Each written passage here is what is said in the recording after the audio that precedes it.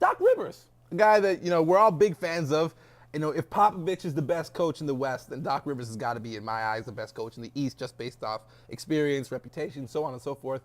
He called out the top dog in sports journalism, ESPN, over the fact that they reported Carmelo Anthony was being sought after by his Los Angeles Clippers, and they're willing to exchange one of the faces of the team in Blake Griffin. Dan, I'll start with you quickly because you get to be around these guys and GMs and understand the basis of how a trade goes down.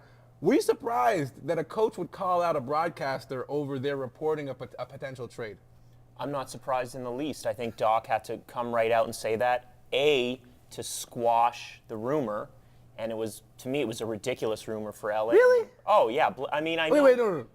Blake Griffin is, with Chris Paul, is the face of that franchise, and they've done nothing but rise since he's been there. But he had to stand up for his team. He did that more for his team than for anything else, saying, absolutely not. Blake's not going anywhere. This rumor is ridiculous.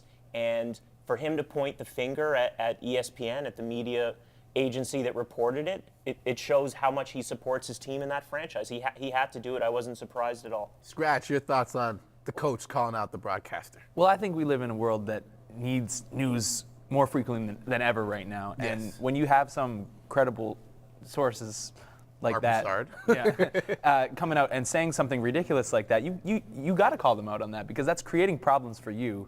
And so in his position, I think he held his ground well and brought something cool to the front. So you just said a word there that caught me off guard. Ridiculous. So you're not feeling this deal of Carmelo Anthony replacing Blake. So I'm the only person on the couch. You actually thought that deal might No, go through? not that the rumor was true, but to me, when I'm looking at the basketball issue for the Clippers, their issue has been scoring in a half-court set, scoring in the fourth quarter, playoff, slow-down basketball. I am not sold on Blake Griffin being the guy that, is an ISO player. But do you think Carmelo is that player that would bring that to that team? I think he's dead weight.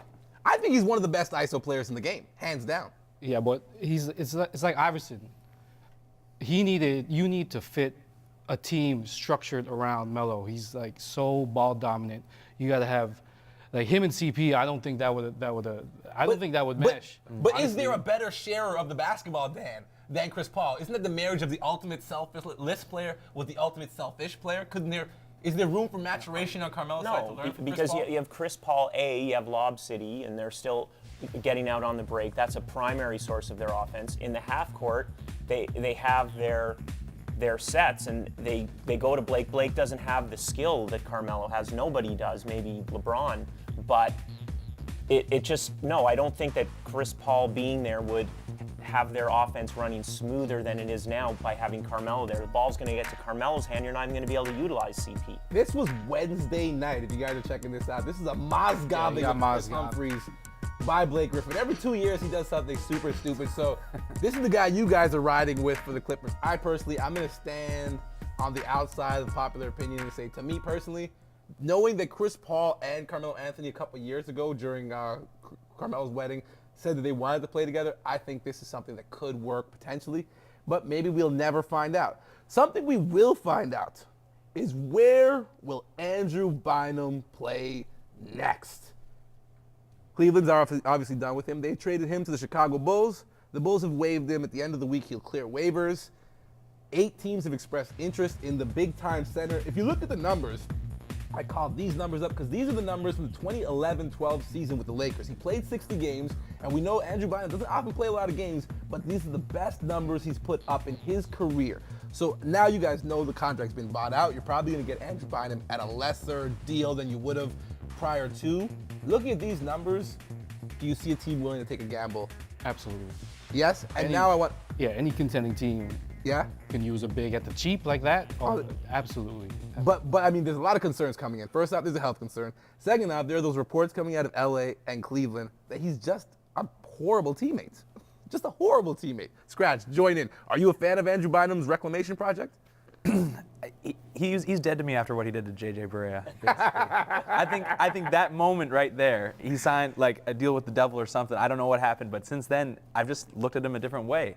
I don't know if it's because I'm a small point guard myself, but the way that he hit him and when he hit him, 68 to 100. As Laker fans, we were all kind of hurt, and when you're Yeah. reeling in the end of a playoff I mean, even those game, stats, those are from earlier that year, right? yeah, that was that year. So I think that after that, You must hate Robert Ory.